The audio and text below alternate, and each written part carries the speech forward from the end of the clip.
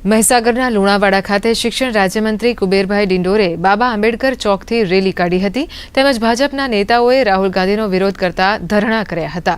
ઉલ્લેખનીય છે કે વિરોધ પક્ષના નેતા રાહુલ ગાંધી દ્વારા વિદેશની ધરતી ઉપર દેશના અનુસૂચિત જાતિ જનજાતિને મળતી અનામત મુદ્દે આપેલા નિવેદનના વિરોધમાં તેમણે ધરણા કર્યા હતા।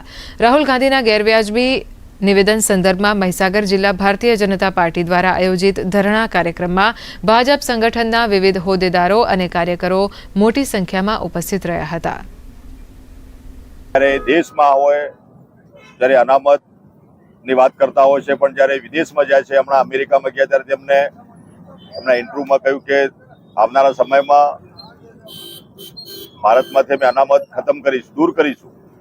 એનો અસલી ચહેરો જે બહાર આવ્યો છે એનો અમારા કોંગ્રેસ નેતાના રાહુલ ગાંધીના વિદેશની ધરતી પરથી અનામત દૂર કરવાની જે વાત છે, અમારી ભારતીય જનતા પાર્ટી એને સખત શબ્દોમાં વખોડી કાઢે છે। રાહુલ ગાંધી દેશમાં હોય કે વિદેશમાં હોય, પણ જ્યાં પણ હોય ત્યારે દેશના બંધારણનું અપમાન, SC, ST, OBC સમાજનું અપમાન અને ડોક્ટર બાબા સાહેબ આંબેડકરે જે વિશ્વનું સૌથી મોટું બંધારણ ઘડ્યું છે એનું અપમાન કઈ રીતે કરવું એનો એક પણ મોકો માન્ય રાહુલ ગાંધી છોડતા નથી।